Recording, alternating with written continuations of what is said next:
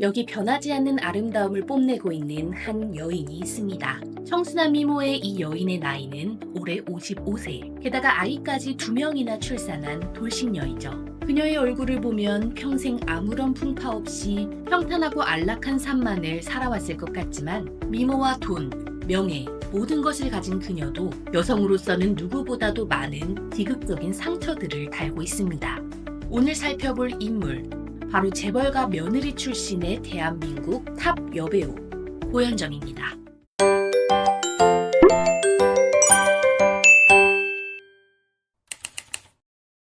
고현정은 1971년 3월 서울시 서대문구에서 태어났습니다. 그녀는 중앙여자고등학교를 졸업하고 동국대 연극학과에 진학하여 학창 시절부터 뛰어난 외모와 재능으로 주목받았죠. 1989년에는 미스코리아 대회에 참가해 선에 입상하면서 본격적으로 연예계에 발을 내딛게 됩니다. 참고로 고현정과 같이 미스코리아 대회에 나가 진에 당선된 사람은 오연경이었죠. 고현정의 첫 작품은 1992년 MBC 드라마 대추나무 사랑벌렸네였습니다. 이 작품은 농촌을 배경으로 한 일상적이고 따뜻한 이야기를 다룬 드라마로 신인이었던 고현정은 단역으로 출연했습니다. 비록 작은 역할이었지만 맑고 청순한 이미지는 시청자들에게 깊은 인상을 남겼고, 이때부터 고현정은 미스코리아 출신 배우가 아닌 진짜 연기자로서의 커리어를 쌓기 시작합니다. 21살인 1991년에는 MBC 드라마 여명의 눈동자의 조연으로 출연하였고, 이때 김종학 PD는 그녀의 연기력을 보고는 모래시계에 캐스팅합니다.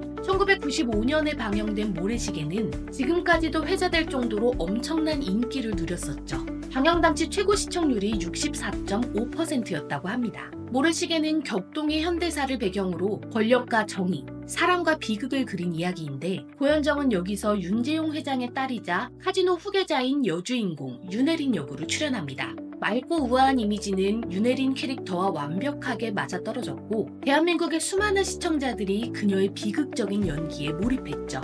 이 드라마와 함께 고현정은 대한민국의 명실상부한 톱스타로 올라서게 될 예정이었습니다. 그런데 놀라운 일이 벌어집니다. 대한민국을 흔들어 놓았던 드라마 모래시계가 종영하자마자 고현정은 은퇴를 선언합니다. 사실 모래시계의 방영 전인 1993년부터 고현정에게는 3살 연상의 남자친구가 있었습니다. 그녀의 남자친구는 바로 정용진이었죠. 네, 맞습니다. 이명희 신세계그룹 회장의 장남이죠. 은퇴와 함께 고현정은 정용진과의 결혼을 통해 재벌가의 며느리가 됩니다.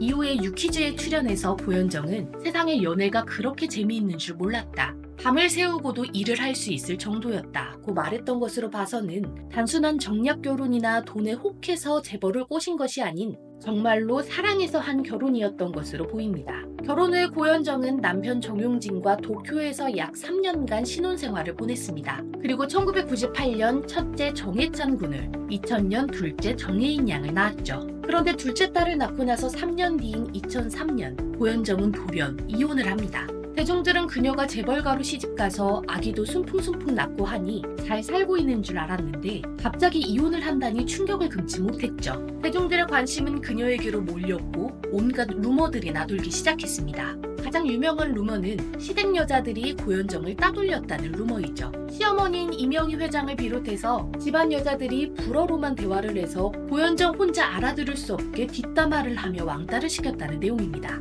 또 재벌가에 있을 당시 고현정은 1억 5천만 원짜리 다이아 반지를 도난당하고 그녀의 자동차 포르쉐 카이엔의 도난 신고 사건도 있었는데요. 시어머니인 이명희 회장이 일부러 스캔들을 일으켜서 불리한 조건으로 아들과 며느리를 이혼시키려 했다는 루머였습니다. 특히 위자료에 대한 루머가 많은데 가장 널리 알려진 것은 인사동 스타벅스의 소유주가 고현정이라는 것입니다. 시댁에서 위자료로 그녀에게 15억 원밖에 주지 않았는데 대신 인사동에 스타벅스 건물을 주었다는 것이죠. 원래 고현정은 신세계백화점 하나를 달라고 했는데 시어머니 이명희 회장이 백화점 대신 스타벅스로 때웠다는 얘기도 있습니다. 참고로 임세령의 경우 이재용과 이혼하면서 1,000억 원대의 위자료를 받았습니다. 고현정보다 거의 1,000배는 더 받은 것이죠. 2005년 고현정은 SBS 드라마 봄날을 통해 복귀했습니다. 재벌가의 며느리가 이혼 후 다시 배우로 복귀한다는 소식에 대중들은 엄청난 관심을 가졌고 부담스러웠을 만도 하지만 그녀는 엄청난 카리스마와 함께 배우로서 여전히 건재함을 보여줬습니다.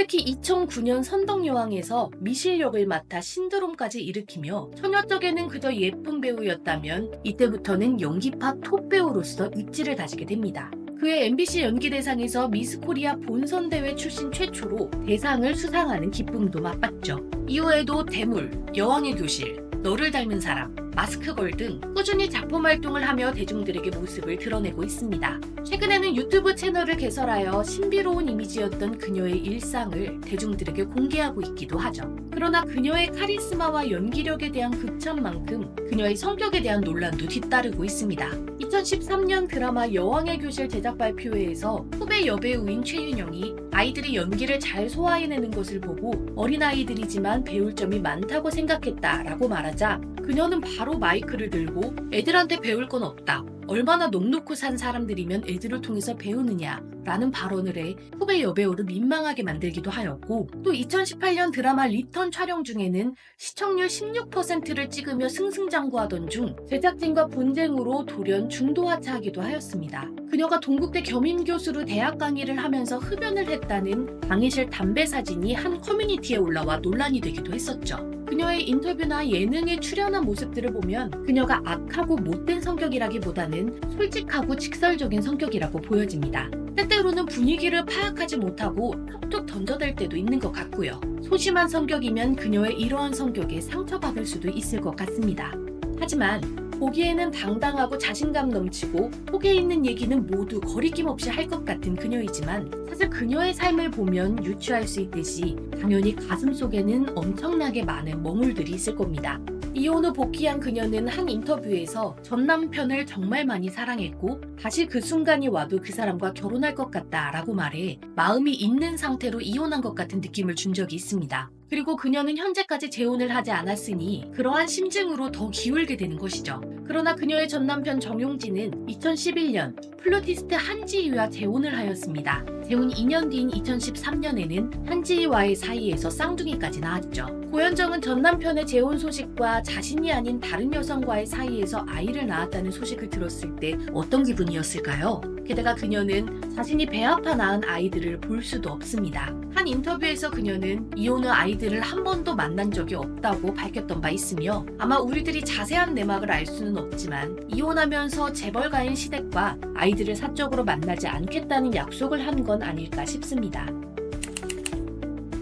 대한민국 개벌가 중에서도 최상위 클래스, 신세계그룹의 며느리로서 부의 정점에 닿아본 인물, 그리고 배우로서 타고난 재능과 연기력으로 명예의 정점에 오른 인물, 여성으로서의 아름다운 외모도 55년 동안 변하지 않고 그대로 지켜내고 있는 인물. 그럼에도 평생의 삶에서 진정으로 사랑했던 단 한 명의 남자와 이혼해야 했고 10달 동안 자신의 뱃속에 품어 낳은 목숨보다 귀한 자식들을 평생 볼 수 없는 삶을 살고 있는 인물. 지금까지 대한민국의 여배우 고현정의 영화 같은 인생 이야기였습니다.